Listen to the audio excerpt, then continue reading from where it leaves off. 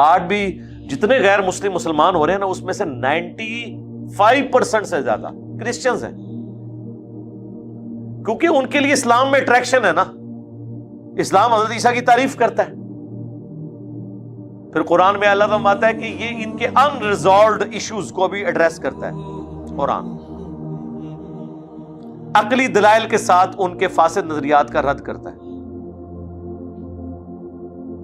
تو اس لیے عیسائی کافی قریب ہے مسلمانوں کے، بات سننے کے لیے تیار ہو جاتے ہیں لاجکس کے ساتھ. آپ دیکھیں احمد دیدار صاحب رحمہ اللہ نے کرسچنز تک بات پہنچائی ہے.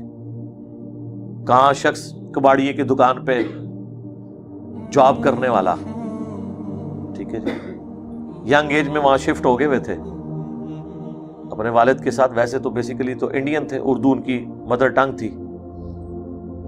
پھر ماشاءاللہ انگلش بھی ان کی بڑی اچھی ہوگی وہاں ساؤتھ افریقہ میں.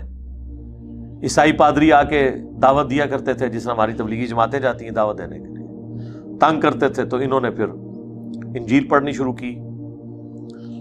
اس وقت کچھ اسکالرز تھے جنہوں نے کرسچینٹی کے اوپر کتابیں لکھی تھی، لیکن وہ کتابیں تو پتہ لکھی رہ جاتی ہیں جب تک ویڈیوز میں آ کے بات نہ ہو. تو ایک وقت تھا کہ جب انہوں نے کام شروع کیا تو 8-10 بندے ان کے لیکچر میں ہوتے تھے، اور جب آخری لیکچر ان کے ریکارڈ ہوئے ہیں تو 40-50 ہزار بندہ بھی آڈیٹوریم میں بیٹھا ہوا تھا، اور ویڈیوز کے ساتھ تو کہاں تک بات کی. اور کوئی مولوی نہیں، ایک عام بندہ. کتنی زبانوں میں انہوں نے انجیل زبانی یاد کی ہوئی تھی، 35 سے زیادہ انہیں زبانی آتی تھی. یعنی ان کی زندگی کا شوق تھا زبان سیکھنا. وہ خود بتاتے ہیں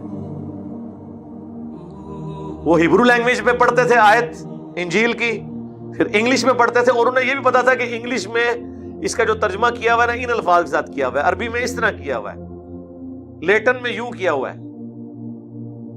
تو اللہ نے کام لیا، کتنے کرسچنز مسلمان ہوئے.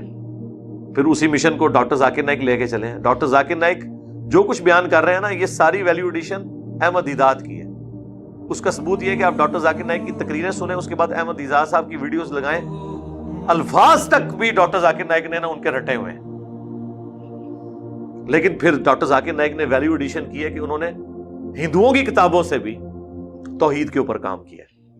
شاگرد ایک سٹیپ پھر آگے گئے، اور احمد دیدات صاحب نے اپنی زندگی میں کہہ دیا تھا دیدات پلس ڈاکٹر ذاکر نائک. بڑا بندہ بڑا ہی ہوتا ہے، اسے کسی کی بڑائی ماننے میں کوئی آر نہیں ہوتی. لیکن ان کی جو فلوئنسی تھی نا وہ بہت زیادہ تھی.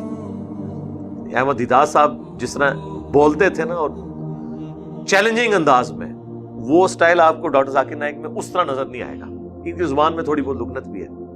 کمال، اللہ نے کام لیا.